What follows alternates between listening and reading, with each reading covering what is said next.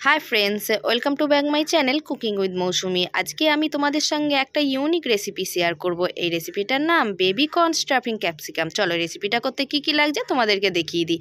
এর জন্য আমি 3টে কালারের ক্যাপসিকাম নিয়ে নিয়েছি আর নিয়ে নিয়েছি বেবি কর্ন। এরপর বেবিকর্নগুলোকে আমি ছোট ছোট করে কেটে নিয়েছি। তারপর 1 মিনিট আমি এই বেবিকর্নটাকে ফুটিয়ে নেবো। এর মধ্যে আমি অল্প জল আর নুন দিয়ে দিয়েছি। নুন দিয়ে আমি 1 মিনিট ভালো করে ফুটিয়ে নিয়ে ওভেনটা বন্ধ করে দেবো। এরপর বেবিকর্নগুলোকে আমি ছাঁকনির সাহায্যে তুলে নেবো যাতে কোনো রকম জল না ওঠে। এইভাবে ছেঁকে নিয়েছি। এরপর এই বেবিকর্নের মধ্যে আদা রসুন বাটা 1 চামচ আমি সোয়া সস দিয়ে দিয়েছি আর 2 থেকে আড়াই চামচের মতন টমেটো সস দিয়েছি।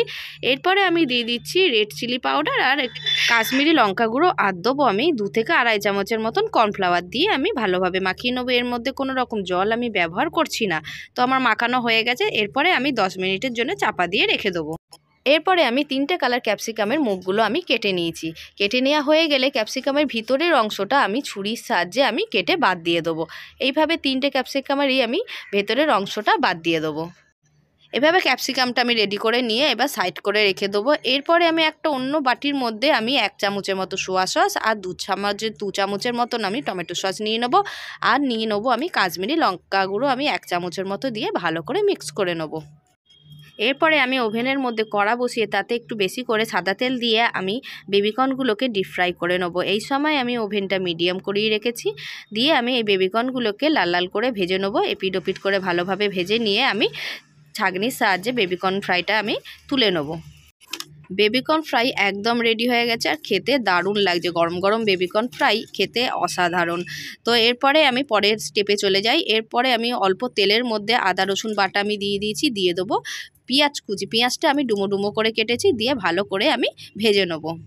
পেঁয়াজটা হালকা ভাজা হয়ে গেলে এরপরে যে আমরা সসটা বানিয়েছিলাম সেই সসটা পুরোটাই আমি দিয়ে দেবো। দিয়ে এই সসের গোলানো জলটাও আমি দিয়ে ভালো করে নাড়াচাড়া করে নেব। এরপরে আমি দিয়ে দেবো কাঁচা লঙ্কা কুচি। এতে যেহেতু আমি লঙ্কা গুঁড়ো আমি অল্প করে দিয়েছি তাই এখানে আমি কাঁচা লঙ্কাটা ব্যবহার করছি। দেখতেও অনেকটা সুন্দর লাগে।